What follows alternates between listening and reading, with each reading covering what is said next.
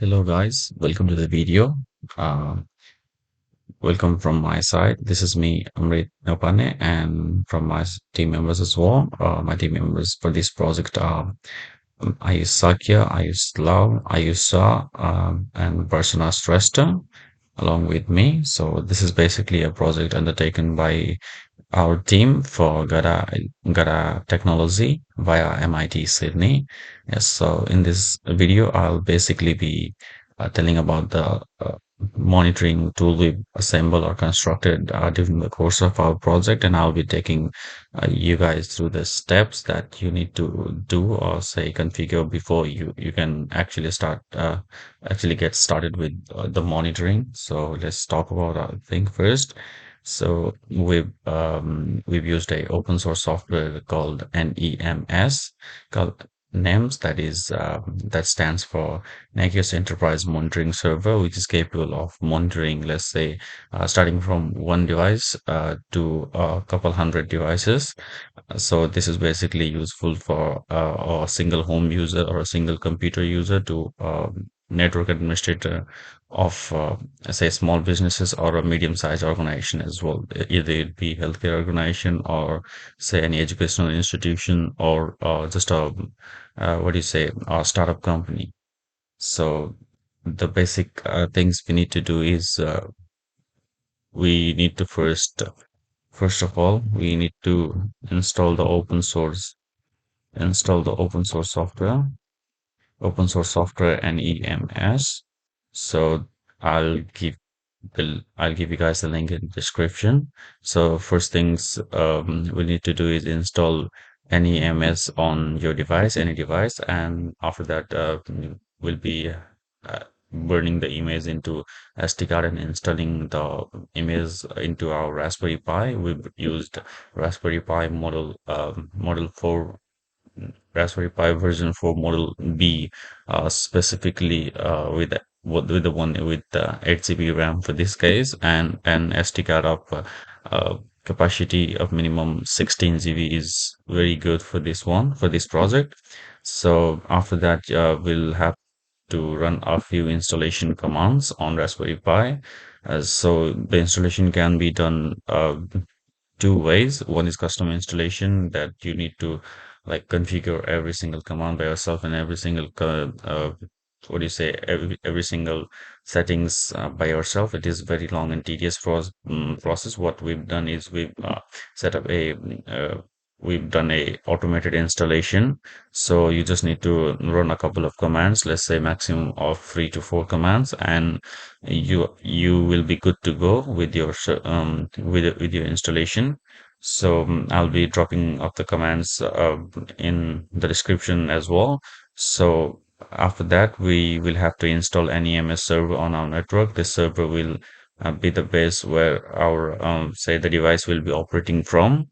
Say we need to install server. After we're done installing server, we need to configure SMTP server. Either it be your company's. If you're using it for the monitoring of your company, you can use the company SMTP server, or if you're using it for say home address, or if you've got your own personal SMTP server setup, that's very good. Otherwise, you can always use Google's default SMTP server for email notifications. This is in case something goes wrong with the monitoring, for example, not actually with the monitoring, in case something goes wrong with your devices. For example, you're monitoring a server, say web server, and your web server goes down, or some sort of issue is there in the web server. Say our system will uh, be continuously monitoring the server, and once it realizes the issue, it will notify you via email notifications. You can later on change this to Dropbox or say text messages as well, depending how you're comfortable with that. You can also set the email uh, notifications time as well. Either you want it on work hours if it's for professional purpose, otherwise if it's for your say home uses or it's very critical thing, you can set up the email notifications 24/7. And after that, after installing the SMTP server for notifications, we'll be finally accessing the NEMS dashboard and start monitoring. Say this couple of steps is a bit long and tedious. So I won't be focusing on these parts for now. What I'll be doing is I'll be showing you guys more like a tutorial video. I'll be taking you step by step on how to add devices, how to add hosts, and um, I'm sorry for this one. I'm actually running a meeting behind. Pardon me for this. So what I'll be doing is um, I'll be taking you guys step by step on how to add devices on the NEMS, and how to set up configurations, and how to give services to them, or how to assign services, or what do you want the software to monitor the particular things, those basic things. I will also be carrying out these steps in a separate video perhaps, and I'll upload it very soon. So let's get started. Without further ado, let's get started. So once you're done with the installation, what you can do is the basic thing you can do is access the dashboard. Say for accessing the dashboard and start monitoring, um, you will for accessing the dashboard of any MS, all you can do is you can basically open up your any web browser, preferred Google Chrome, and you can type in the uh, IP address of your NEMS server, or you can just type nems.local, which is very easy to remember and easy to go. So you can just type in nems.local. So it might take a while. Yep. So if the server is set up correctly and if everything's done correctly, this basic dashboard will come up over here, and say we've got our this is basic information for our Raspberry Pi, the card we're using, the particular single board computer we're using. So it has got, as I said, it's a 16 GB SD card. We've still got 10.24 free disk space in that thing, and total 5% of memory uses, and it gives us 1.19. And this this is the per 5 minute average load that is taken by our device during the monitoring course.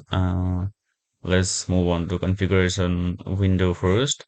So we've got our, if you move your cursor to configuration, you'll see a couple of options over here. And if you go to NEMS configurator, or basically nconf, it will prompt and ask you a password. This password, you can set it up while installing the server. So make sure you remember that.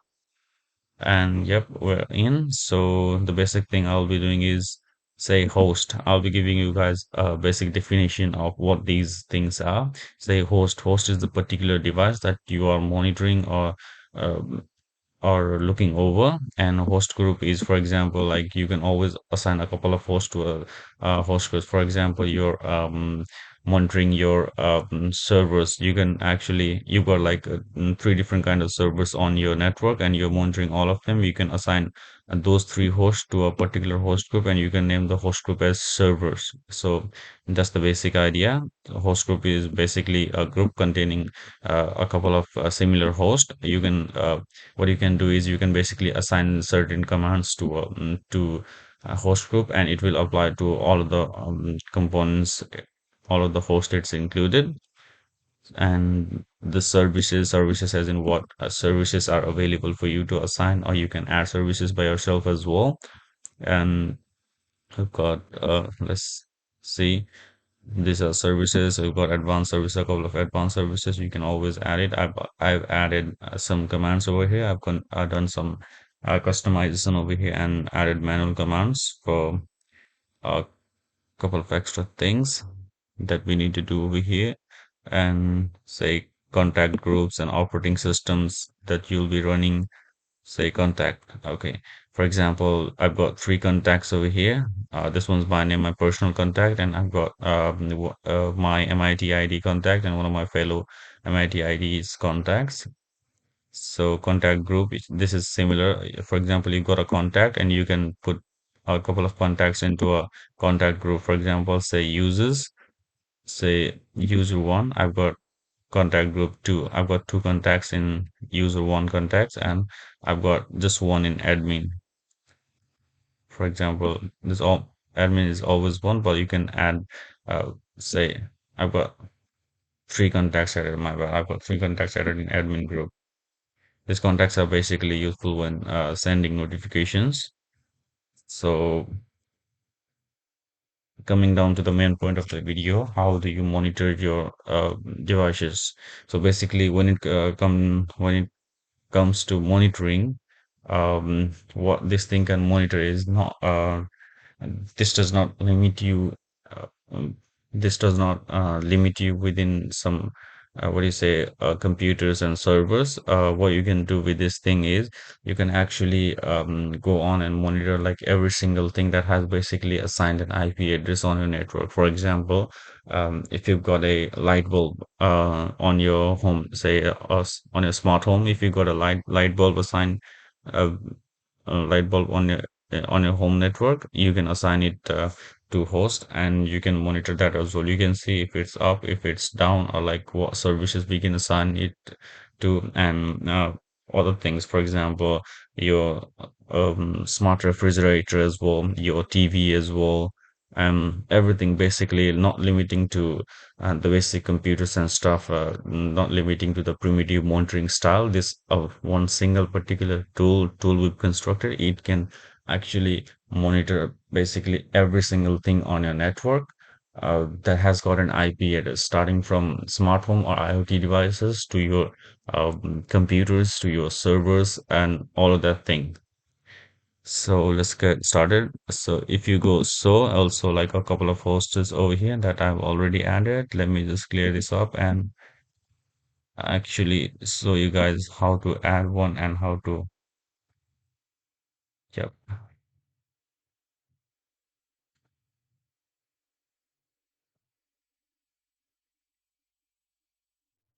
So yeah. Uh, let's go to host. So this is basically an EMS our server that we've set up. This is there by default, as in like the system adds an EMS server by default. As you can see, it's installed on our local servers and monitor by default Nagios. So we don't need to like do any manual configurations for adding this one.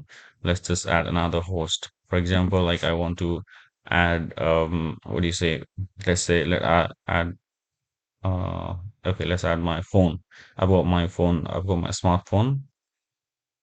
Okay, let's say, yep, this is my smartphone. I'll just give it a host name and alias as in like you just need to give it something. It's not mandatory though, but like it's good for you to remember. And I've got my phone's IP address is 10.0.0.36 in my case. So the operating system, we can just leave it Linux and Linux servers. That doesn't matter.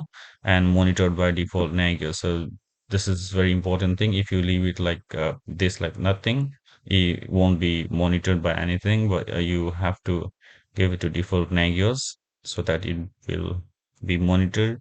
So check period and monitoring period, as you can see, you can like just set it up to work hours 9 to 7 or none, or you can just add it at 24 to 7 notification period and monitoring period. So host template, as in like if, for example, if I had a host group saying phones, I could add this particular host to that host group and apply all of the functions by itself. But let's stick with the basic things first. So contact groups. I've got contact groups over here. So who to contact to regarding the notifications? I'll just say user one, because like this is my personal phone and admin won't be like interested, because like or you can add both of them as well. For example, let's just stick to user one for now, and parent host. Now we're not going to add this. So, and a couple of things you need to mention here. For example, maximum check attempts and check intervals, retry interval, first notification delays, like how long it should wait before sending you the notifications, and notification interval, like for example, if you don't respond to the thread initially, like how long will it take to send another notifications, and notifications option, what sort of notifications do you want? So these are a couple of options over here. These all represent different things. For example, some might represent some kind of error. The other one might represent other kind of error with the host. So it goes like that. And active checking and passive checking notification enabled. And you can just give this a couple of numbers. For example, I'll just put a second interval of 1 and retry 5 minutes, and first notifications of, okay, 1 minute delay, notification interval 5 minutes, every 5 minutes. So notifications also, I'll just DURFS. Okay. These are the basic things you need to set up, and these are not mandatory. As you can see, there's no red asterisk over here. As like these things is compulsory to assign. So assign host to host script. I'll just submit it. Yep. It says successfully added, and it'll prompt you to another window to assign services. For example, like we've got a couple of services over here. Say these are the services you can actually add, make your configure your own command and actually do your own services. Here are a couple of commands I've added over here. For example, let's just see whether my phone is up and running or not. I'll just send a ping interval. I'll just assign ping service to this one. What this will do is, I'll say, okay, current users as well. All right. I'll just assign two services for this thing for my phone, and I'll just save it. What this will do is this will determine the current users running on my phone, and the ping command will determine if or whether whether my phone is functioning right now or is up and connected to the network or not. So after we're done saving it, what we need to do is after running every command, after making every configuration, we actually need to save it, and we need to generate negus config. We need to generate the configurations, and we also need to uh, see if there's any errors. So that's all good. It says total warnings 0 and total errors 0. And now we need to deploy the configurations. So we've done the configurations. I'll just say add. So see, my phone is added over here, and my IP address is this. Monitored by default negus, and operating system this is this. We can actually modify and or delete or manage the services anytime we want. And let's so basic thing comes down to like we did set up a host, but like how do we see what is going through? For example, we'll go back to our NEMS dashboard window over here in nems.local, and we went to conf for adding host and all of those services. Now we go to reporting, and these are the various sorts of what do you say method you can check it through. But I will recommend you guys adag use. This is the most modern feature, and what do you say most user friendly UI. You also have mobile UI in case you want to monitor it over, you want to access it over mobile phone, in case your laptop's not around you and you want to keep an eye on everything continuously. I'll just go Adagios for the moment. Yep, it'll again ask for password. So yep, we're here. We'll just go, this is basic status overview, open problems. Okay, it has got one problem right now. All problems one. I've got just one problem right now. Host, let's see host. See, I've got two hosts added, and last check was 1 minute ago, 0 minutes ago. So it says this is for NEMS, and these are the services, room humidity unknown. This is one problem we've got because like there's no particular sensor for room humidity attached to my Raspberry Pi. That's why it's saying unknown. But let's ignore this one because like it's not that important. We are see I did assign two services to this thing to my phone, say ping and current users. Current users, okay. One user currently logged in. I'll just click into this thing and view this on.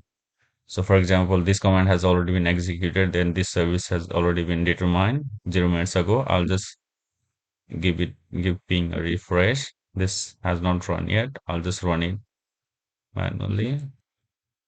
Okay. See? Now this has run and this is also green. Status, okay. Hostname at the ping is success, packet loss is 0%. So performance metrics are these things. So if you're a normal user, what you can do is, for example, if you're a normal uh, what do you say, a normal person who don't want to like get into all of these stats and all of those things, you what you can do is you can just see if this all green or all red, or if you've got any problems or open issues that you need to solve. You'll just get notifications. You'll just get notifications. For example, let's access my mail. Actually, let's access my MIT for official MIT email. Say NEMS. Okay. See, I've got like lots and lots of problems because I've been running this in background. Like for other devices, I've been getting these things. Say, okay. Oh, all right. All right. See, these notifications basically end up in spam for the first time because okay, because what happens is if you set up your as I said, you need to set up a SMTP server. SMTP server companies, SMTP server are registered as SMTP server for email notifications. We actually did not find any SMTP server because like our clients are our colleagues could not provide us the SMTP server address and port number because of security issues. That's why we had to use default Google's server address, that is google.com, smtp.google.com. So what it does is using defaults Google, what it does is and it ends up our messages in spam. But like once you take it out of spam, you'll be getting notifications continuously. It's not that big a deal. So yeah, as we can see, the host is still up and still running. You can refresh the window and the systems are still okay. Yep, the systems are still okay. As you can see, this server, I've been running this for 1 week and 4 days, and it's still okay. Last check 0 minutes ago. Last check 0 minutes ago. So this is checking our system is checking your devices or your host on the network regularly, continuously, 24/7, and is determining if anything's wrong or not. For example, let's not limited to my phone. Let's add my router as well. Okay, so we just go to configuration window again. I want to add another thing, say add my router, okay, modem, basically a modem or router, that's whatever you want to call it. So my router address is my default gateway. Let's have a look my default gateway. So you can see this is my IPv4 address and my default gateway 10.38, 0.38. Okay, 0.38. So monitored by Nagios. I will assign contact group to admins. Okay, contact to admins. For example, this is very important. If you don't assign any contact group, it won't have any option to send notifications to anyone. For example, you have to assign like a particular contact group to a particular host. For example, like if you do not assign anything to, if you do not assign that host to any particular contact group, you won't be able to send any notification. It works like that. So let's give it a couple of numbers. I'm just adding random numbers for now. You can actually add notification the URF. Okay, you can actually do whatever you prefer. For example, if you want it done by 1 minute, 1 minute, 1 minute, you can put 111 in all of these things. But I don't want to get spammed by notifications. That's why I just put 10. So what services should I assign? I'll just see if it's up or not, or I'll just see if my HTTP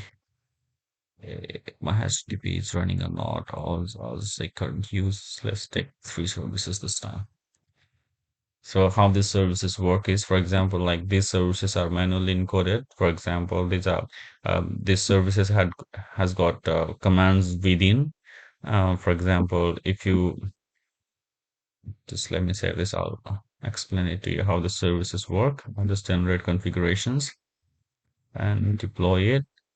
No error. Yep, no errors. So as you can see, so yep, one modem is added. This. Let's go to our Adagios and let's refresh it. Say you can see host up. Last check 0 minutes ago. It already did a ping checkup, I guess. Yep, it okay. No, it has not done. Say, for example, current users has not run yet. Okay, it has not run yet. For example, it might take a minute or two to run the command. For you can actually I'll just give it a refresh. I'll just run this. I'll just give it a while. I'll just give it a minute to run all these services. For example, I can explain services to you meanwhile. For example, I've got advanced services over here. For example, let's say website SSL. This is actually like this is uh, actually basically a group of commands, or let's say a particular command that has been made up by myself. And also you can get a lot of these services by default as well, or you can add up services as well. For example, if you go to miscellaneous commands, okay, this services has basically got commands inside them that runs and determines and determines whether there's anything is wrong with the device or not. Let's say, okay, let's check one of these commands. Okay, miscellaneous commands, not check commands. Okay, let's see one of these check commands. For example, uh, check ID. Okay.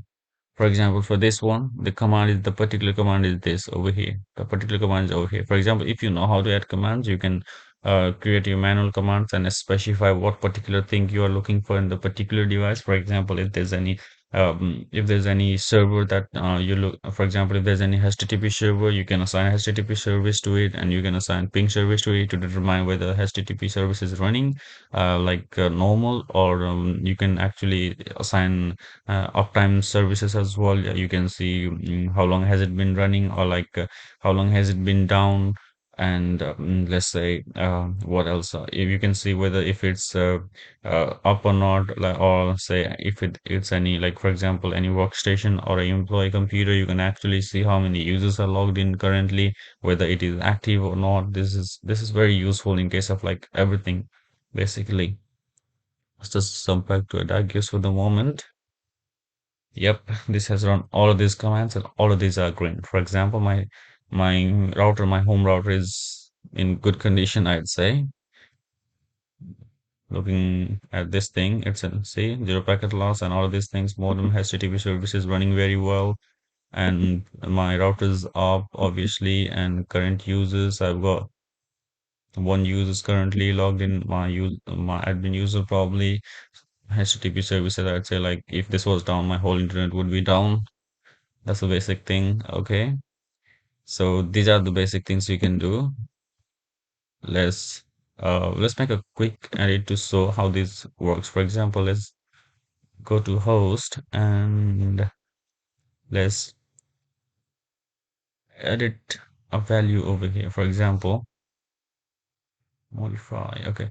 My IP is 36. Okay. I don't have any device on IP 101. Okay. That has IP address 101. So I'll just submit the settings. I'll just generate configurations and deploy it. Okay, what I did is, see, I just changed it to 101. It was 0.36. My actual device is registered on 0.36 on this network, but I'm monitoring something for 0.101. So what it should say is, it should give us some error saying that the service is down, or like nothing's up in that particular IP. Say, for example, 101, just refresh the ping. See, it says, it gives us red and say, for example, okay, host unreachable. You can see how it does things. It checks it continuously, and it gives you notification. It should give me notifications over here. Notifications might take a while because like I increase the time. So the basic thing is, it will check it continuously, and it will give you notifications if anything's wrong or your service is down. See, it says host down and it has become red over here. But if I again go and edit this to .37, say my active host, or even if I keep it 36, and if I turn off my phone say if I switch it off, this will go down and it will again give me error. So that's how it works. It just reminds, for example, I was assigned ping service to it. It will run ping command to my particular device, my phone, my say Android phone, and it will let us know if there's anything wrong with it or if it's running properly. So got zero errors.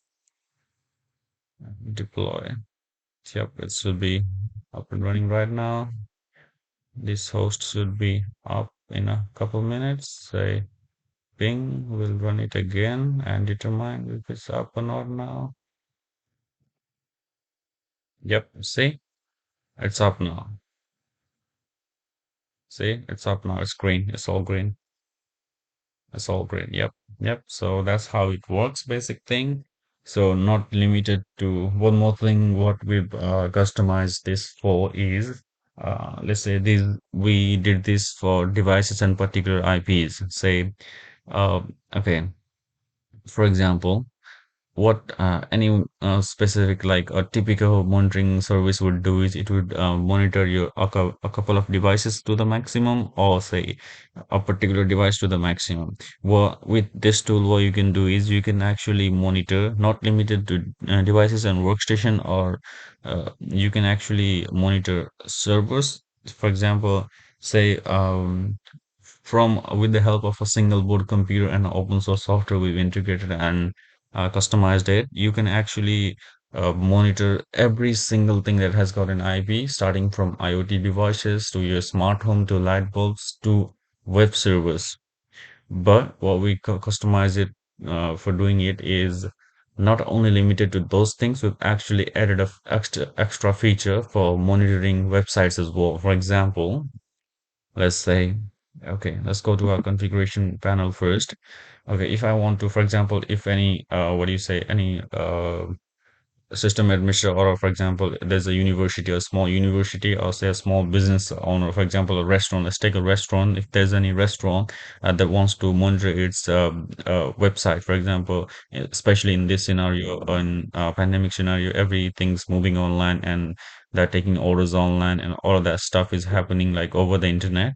So it's very crucial for them to actually like make a smooth flow of the of their website. For example, if this website is down for even like a couple of hours, no one will notify them and they'll hit a huge stone in like in the matter. They'll they might hit a huge loss within a couple of hours. So, for example, like let's what do you say? Let's take one restaurant that I work in. Okay, there's a restaurant that I work in dosahub.com. This is you can take any basically any website you want. I've configured it for SSL websites. So this is basically a place where I work. I mean, okay, let's go back. So this is just basically an example of a small business.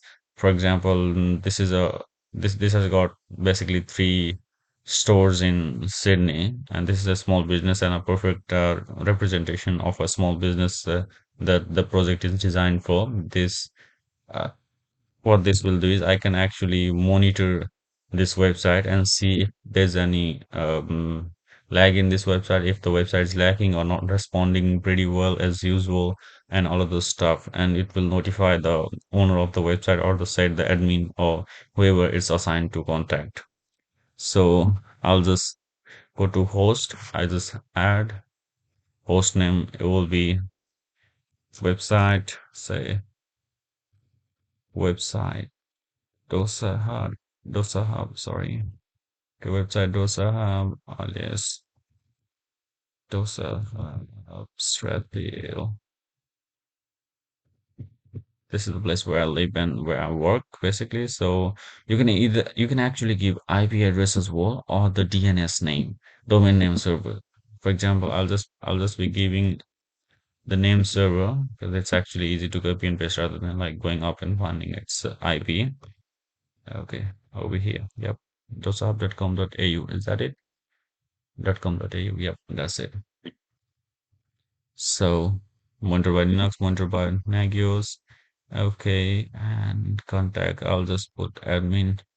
let's say for both the users over here. Yep. Yep. So maximum check. I'll just put a couple of numbers. Okay. Let's give it a couple of notification and triple notification. Yeah. Okay. Host to host group. For example, yeah, I've actually created websites. Okay. I'll just add this to a host group so that the second ones will be added automatically. Okay. So what extra services do you want to give it to? Let's just check if it's up or not, up and running or not, if it's running properly or not, if it's like running the ping properly or not. That's the basic thing any owner can do for their website to see if it's working properly without actually having to going and checking it. Just deploy zero errors. Yep, so it says configurations okay. Let's jump back to host and let's press so it yep it has added it. Let's go back to our adagios nems adagios and check our hosts. Yep, it has it. It's yep. You can see it says host up and running. So yep.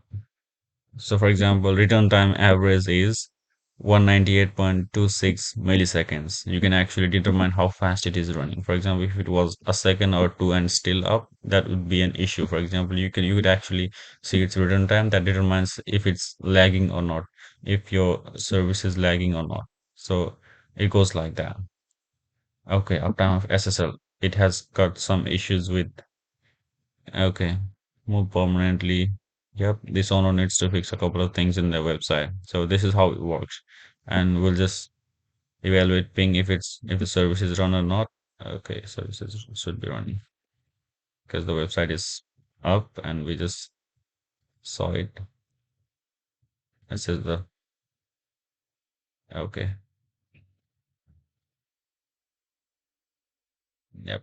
0 minutes, 0 minutes, 0 minutes, running and up and running. Yep, host up. Yep. So this is how it works. Ping is working and uptime of SSL is kind of critical. So it is not acknowledged. It also depends like if this website is SSL website or not. So that is the basic thing we went through today. So what we did was we learned how to what hosts are, what host group are, how to add host, as in like how to add devices you want to monitor, and how to add services to devices you want to, what services you want to add to particular devices, and say how to assign contacts to a particular website and say notifications as well. Okay, must have it.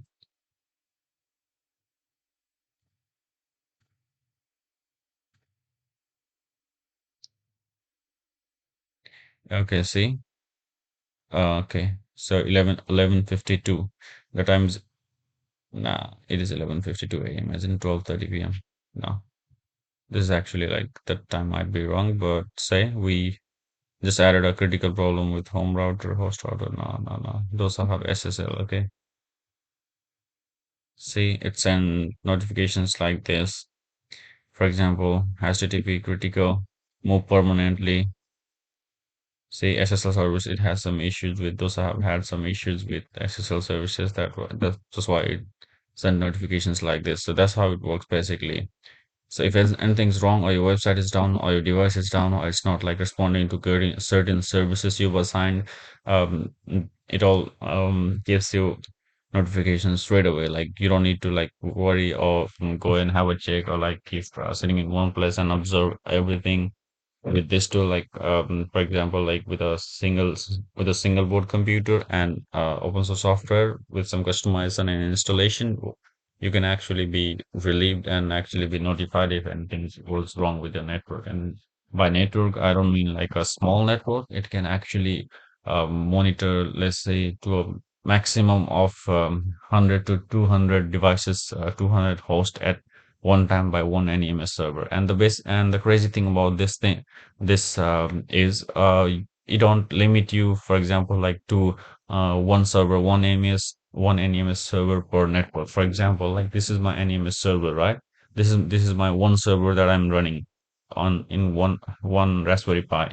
You can actually run like 5 or 10 of these in same network in 10 Raspberry Pis and actually monitor like thousands of devices within a network within same network. So that's the basic concept with this. And on top of it, it's all open source and all of that stuff. So yes, that would be basically it for today. I think the video is gone quite long, but yeah, as I said, this was a complete tutorial to basically the end users for this device. So yep, it was nice working on this project, and I'd say this is a pretty cool thing that we've done and managed to achieve.